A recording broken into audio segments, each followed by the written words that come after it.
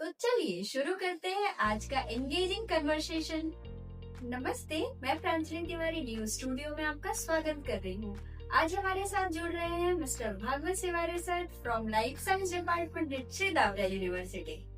आज हम बात करने वाले हैं एक इंफॉर्मेटिव और इंटरेस्टिंग टॉपिक पर, साइंस इन एवरीडे लाइफ, यानी कि साइंस कैसे हमारे रोजमर्रा के जीवन में यूज आता है और साइंस कैसे छोटी बड़ी चीजों में अपना मैजिक दिखाता है।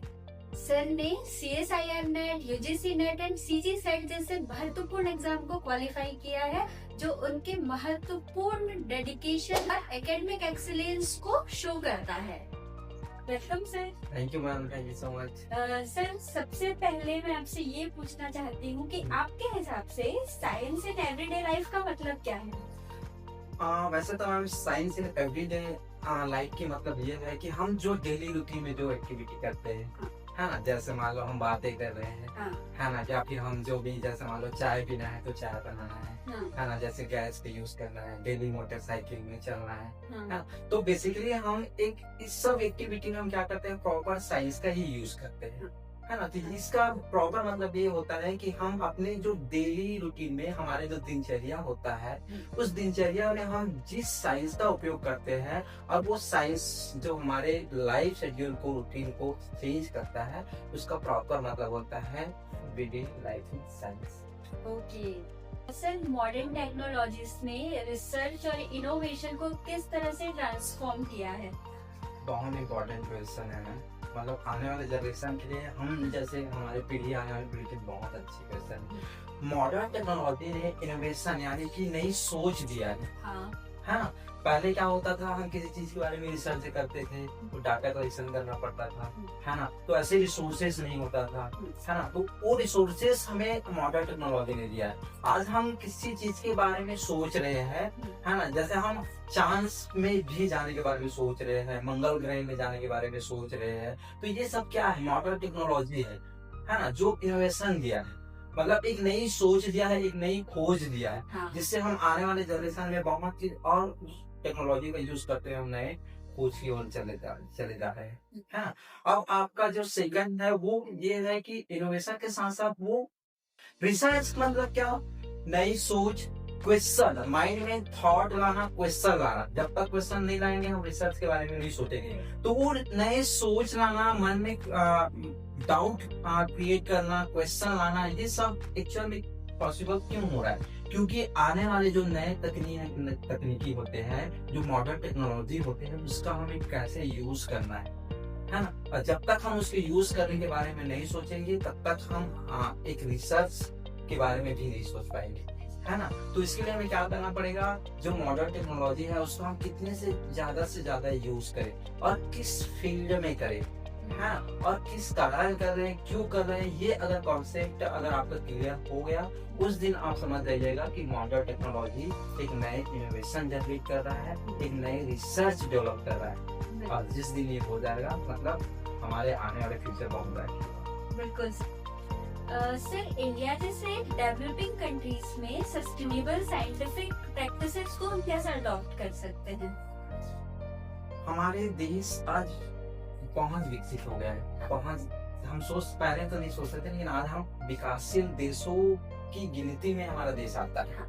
जब हमें विकास की ओर चलना है तो हमारा सोच भी चेंज करना पड़ेगा हमें, है ना। बिल्कुल, अगर हम सोच जब तक चेंज नहीं करेंगे, हम अपने विकास को, अपने आप को डेवलप नहीं कर पाएंगे। तो अगर हमें सस्टेनेबल जैसे टर्म्स को यूज करना है और हमें विकास की ओर जाना है, तो हमें नए सोच लाना पड़ेगा, है ना। जैसे हम हरित क्रांति के बारे में सोच सकते हैं, है ना, ऑर्गेनिक एग्रीकल्चर के बारे में सोच सकते हैं, है ना। जैसे हमारे देश में अभी दो में कह सकते नीति चल रहा है, एक है स्वच्छ भारत अभियान, है ना, और एक है हरित ऊर्जा रिसोर्सेज क्रांति, है ना। ये दो टर्म्स है जो आज, पहले जो इसके बारे में सोच था वो बहुत आगे ले गया, मतलब पहले कितना गंदगी रहता था, लेकिन आज स्वच्छ भारत अभियान की ओर अगर हम अग्रसर हुए हैं, तो आज हम, हमारे देश, हमारे आने वाले फ्यूचर स्वच्छ होते चले जा रहे हैं,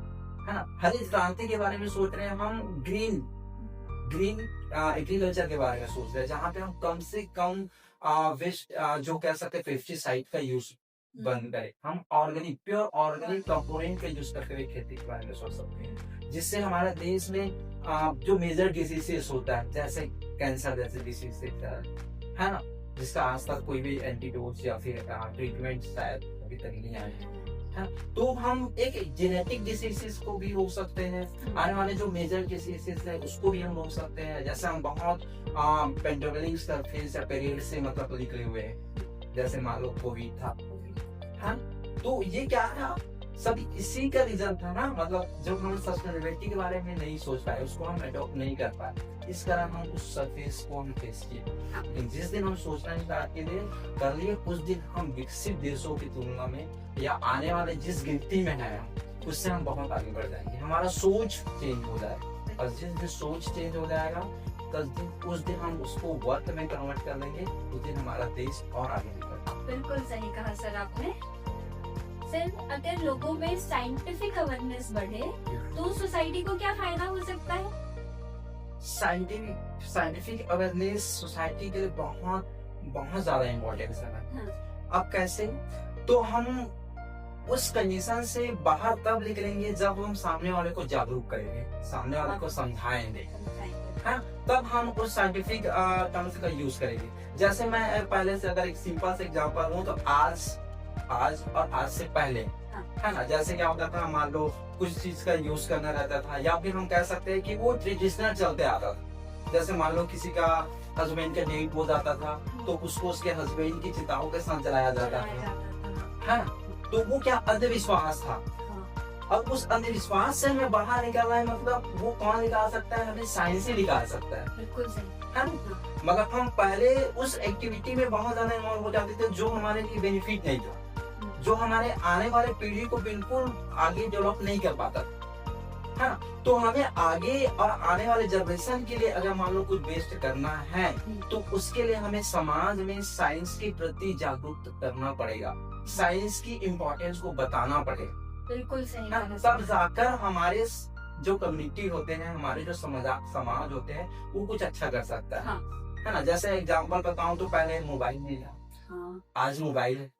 पहले घर में टीवी नहीं होते थे, तो आज टीवी है, बहुत अच्छे, हाँ, एरोप्लेन का यूज करते हैं, चंद मिनट में हम एक स्टेट से दूसरे स्टेट जा सकते हैं, हाँ, तो ये क्या है, अवेयरनेस तो है ना, साइंस हमें इस चीज के बारे में बताया, फिर हम धीरे धीरे क्या करते गए, उसका यूज करते गए, उसका उपयोग करते गए, और आज हम उस लेवल पे है कि हम आज हम कह सकते हैं कि हाँ, हमारे भारत में या हमारे छत्तीसगढ़ में साइंस के प्रति जो अवेयरनेस है, साइंस के प्रति जो लोगों की सोच है, उसमें बहुत परिवर्तन हुआ। तो हम कह सकते हैं कि हाँ, जागरूक होते जा रहा है हमारा देश। बहुत सही कहा सर आपने। सर, मैं आपसे ये जानना चाहती हूँ कि साइंस ने कम्युनिकेशन और लर्निंग के तरीके को किस तरह से चेंज किया है?